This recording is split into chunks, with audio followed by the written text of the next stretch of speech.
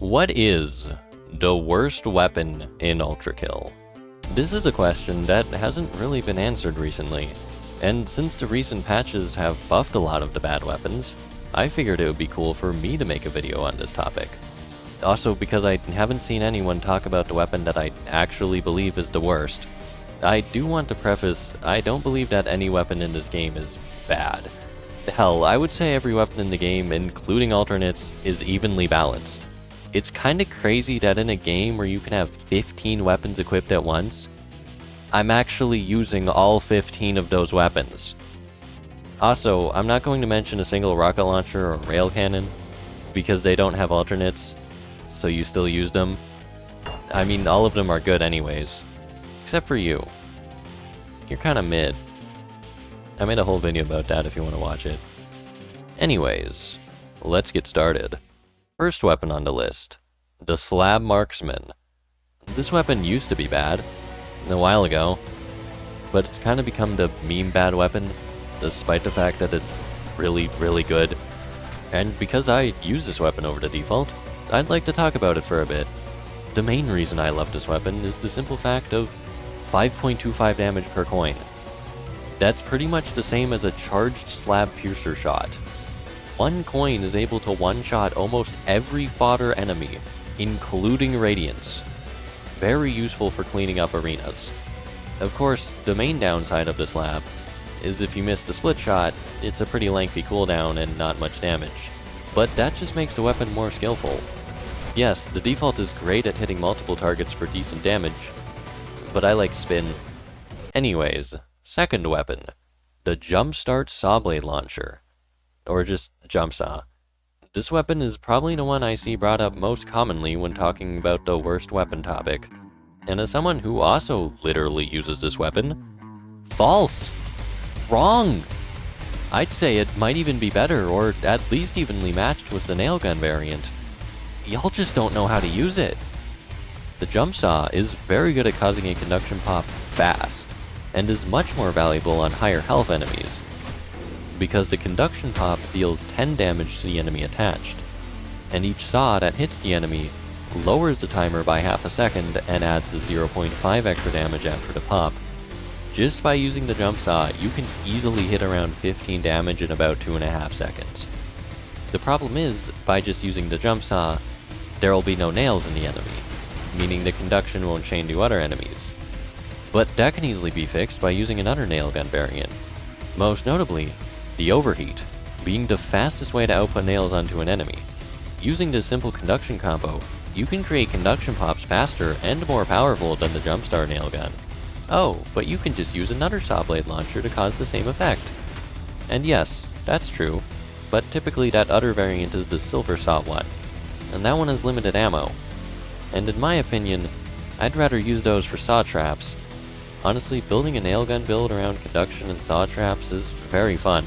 All of the variants are useful and can gain more or less value depending on the other variants. But this video is talking about the worst weapons, and nailgun variants aren't bad. Except that one. Maybe? Not really. Let's talk about it. The Attractor Nailgun was originally what this video was going to be about, because when I first had the idea for this video, I believed it to be the worst weapon, completely outclassed by the Attractor Saw Blade. But then Broccolite made a video about why the Attractor Nailgun is slept on, and after watching it, yeah, the Attractor Nailgun is slept on. Go watch their video if you want a more in-depth guide on how to properly use the gun. In summary, this thing shreds angels, most notably Virtues and Providences, two of the most deadly and high target enemies in the game. And this isn't just from the nail damage bonus, which applies to all nail guns, because they also have a silver nail damage bonus, meaning the Attractor Nailgun specifically is better at shredding these two. After testing, each nail seems to do about 0.5 damage. This thing's a machine gun. The main weakness is, of course, the limited ammo. Usually you can only kill around 2 to 3 Virtues or Providence before you're either out of ammo or it's simply not worth it anymore. But combined with jackhammers, you can wipe out a ton of angels very efficiently. Now the problem is that this is really the weapon's only use, and the Attractor Saw Blade gets saw traps.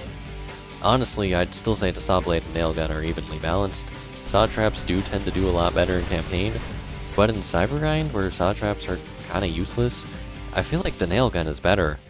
Anyways, next weapon on the chopping block, Default Piercer. This weapon I definitely would have said was the worst before it got buffed. I'm assuming most of you know, but I'm still going to go over it. The charge shot now split coins. This is very useful for dealing high damage to multiple targets regardless of range. Because the default revolvers have locational damage, the default piercer can actually deal more damage than the slab. If it hits the head, 7.5 damage. If you hit a limb, 5 damage. Anywhere else, 3 damage. Combined with a coin, you can deal about 9 damage to 2 targets. Each extra coin adds 1 damage. Any more than 1 coin will hit 3 targets. This is all great, and in my opinion, evenly balances both piercers.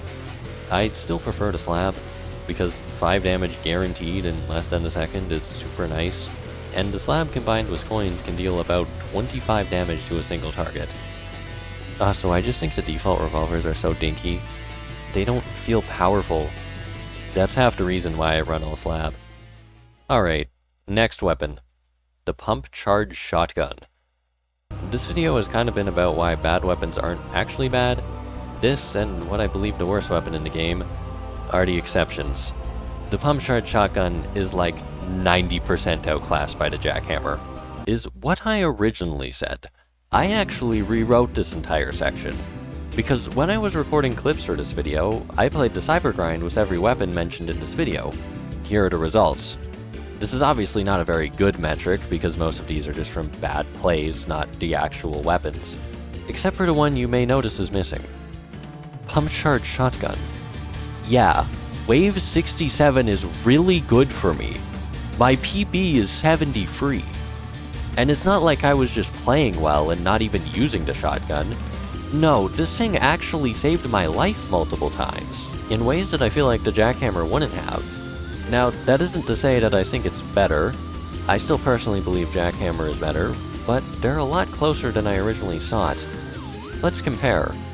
The jackhammer is much better at outputting high amounts of damage. And I mean high. This weapon is probably the single best damage dealer in the game, mainly due to overpumps adding 7 damage on top of the jackhammer hit. Yellow hits deal 13 damage, and red hits deal 17 damage. If you're really good, 2 yellows and a red, 40 free damage. Hell, throw a screwdriver in there for 58 damage. With Insurrectionist taking 1.5 times damage on fire, you can kill one with this combo.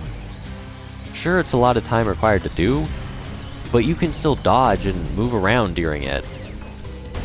Now, the shotgun, while certainly not dealing nearly as much damage, is much better at speed. You can throw out overpumped explosions very fast with literally no cooldown, and overpump explosions deal 10 damage versus the jackhammer's 7.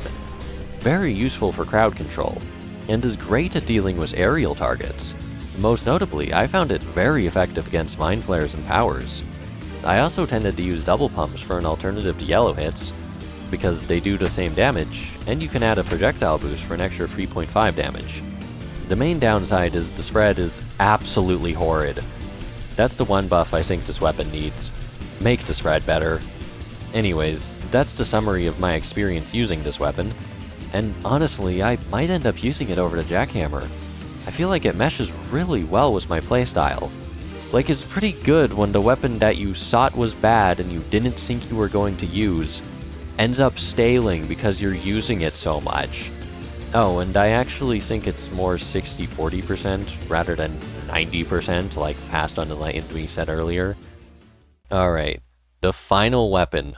What do I think the worst weapon in Ultrakill is? The Default Sharpshooter. This is the only weapon that I believe is 100% outclassed by the alternate. It's kinda like the Piercer before it got buffed. The alternate just does the same, if not more damage, and more consistently at that. The default can still output some pretty big numbers on enemies that have heads in tight corridors, where the slab is useful outside of that, mostly when combined with coins. And the main thing that makes the slab better, it instantly charges the moment you press alt fire, where the default has this weird charge period that I believe is as long as the Piercer, but then why would I use Sharpshooter when Piercer is just more useful in 90% of situations? The one benefit Default has over the Slab is the free shots, where Slab only has one. That is nice if you want to use more Sharpshooter, which is only really applicable in tight corridors again. Like, I guess Default is slightly better in tight areas, but Slab is better in open areas. And open areas are Cybergrind and 60% of the levels in the game. You can see why the Slab is just better. Honestly, they're not too far apart balance-wise.